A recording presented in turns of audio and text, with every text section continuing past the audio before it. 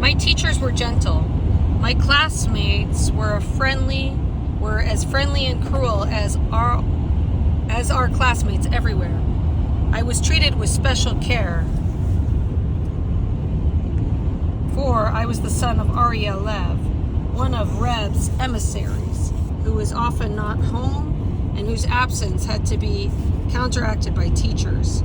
I was also the son of Rivka Lev, one of the very few Ladover women the Reb had permitted to attend college, and one who had recovered from a serious illness, and whose life on occasion gave every appearance of remaining in tenuous balance with darkness and light. I remember little of the first years in school. I cannot remember the color of the classroom walls or the shapes of the windows, but I do remember that each room had a framed picture of the Reb on the wall near the blackboard. It was a photograph of the Reb's face. The Reb wore an ordinary dark hat. He seemed to be looking at us all the time. After a while, that picture began to appear in my dreams, though I do not remember ever seeing him inside of the school during those years. We saw a great deal of the Masvia, Rav Yaakov Kotler, the one responsible for the development of our souls, and whose task it was to teach us the doctrines of Ladover Hasidism. He was a tall, dark-bearded man with white hands, dreamy eyes, and a soft voice. He came to our classroom once a week and talked to us about the importance of holiness and righteousness. He told us stories about the Reb and the Reb's father and grandfather. He told us about the hardships and sacrifice of Ladover Jews who maintained Yiddishkeit despite communist persecution. His height and dark beard reminded me vaguely of the thunderous mythic ancestor. His dreamy eyes and soft voice made me think sometimes of my grandfather, the scholar recluse who had mysteriously turned into a journeying Hasid. The school was in an old four-story red brick building adjacent to the headquarters building of the Ladover movement. I attended that school from 8:30 in the morning to 4:30 in the afternoon. We were taught religious subjects in Yiddish and secular subjects in English. All our religious teachers were Ladover Jews. The secular teachers were either Ladover Jews or Gentiles. There were no non-observant Jews in our school. I did no drawing at all during those early years of school, save for indifferent smears of finger paint for art projects the class undertook to help celebrate festivals. The gift lay buried. I remember that sometime during my first year in school, my mother asked me why I stopped drawing. I shrugged a shoulder. Is that an answer, Asher? I don't feel like it anymore, Mama. Why don't you feel like it, Asher? I don't know. You're really very good at drawing. I hate it, I said. It's a waste. It's from the Sitra Akra, like Stalin. She paled a little and said nothing more. My father never mentioned it at all. To him, it had been another of the slowly disappearing ills of my childhood. The measles, mumps, chronic tonsillitis. In the summers, we lived in a private bungalow colony in the Berkshire Mountains of Massachusetts. It was a small Hasidic colony on the shore of a small lake. The bungalows were a few yards from a sandy beach. My father worked during the week and came up with the other husbands for weekends. Often on Shabbos afternoons, I would see my parents walking along the beach or beneath the tall trees in their nearby pine grove. My father wearing a white shirt and dark trousers, a small dark velvet skull cap on his head, his face surrounded by the red of his hair and beard. My mother wearing a long-sleeved summer dress or a light long-sleeve blouse and a white or pale blue shirt. They never swam. Sometimes they went rowing alone. I would see them on the lake early Sunday mornings when the air was still cool from the night. My father sitting in the center of the boat and facing my mother, leaning toward her as they spoke. Alongside my mother, he seemed very tall, as he always inclined his head toward her when they talked.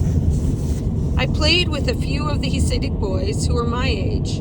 Often, I wandered about alone. On occasion, my mother and I would walk together and talk about summer things.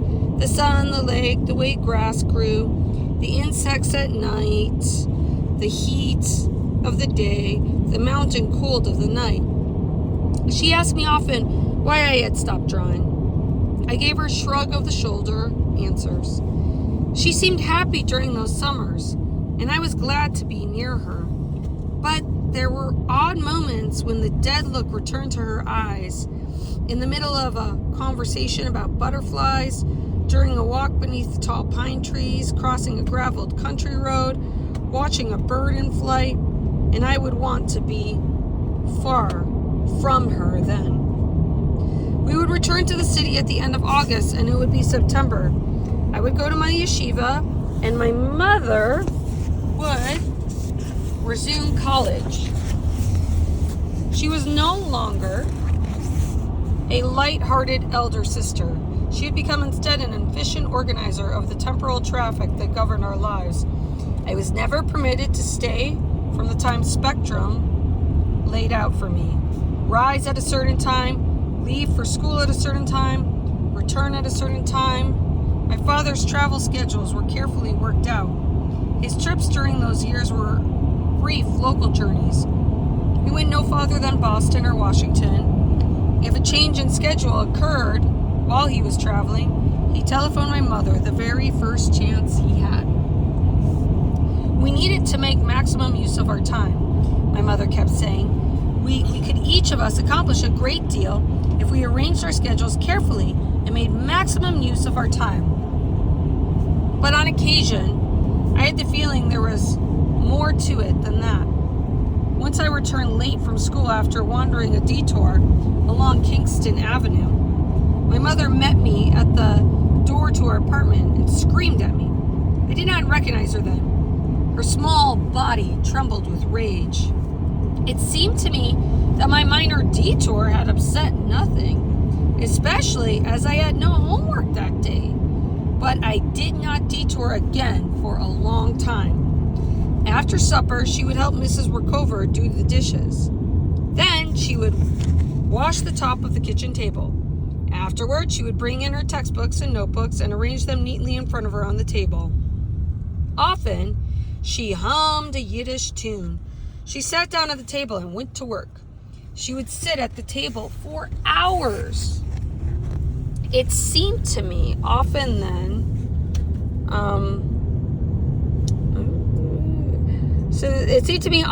that the kitchen was not a kitchen at all, that the cabinets were library shelves, the dishes were books, the counters were stands for journals, the sink was a librarian's desk, the room was a laboratory of the mind.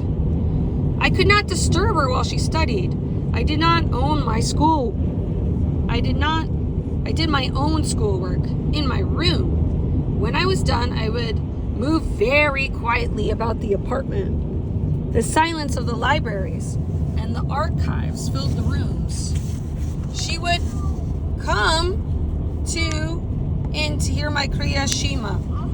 Then she would return to the kitchen and her books.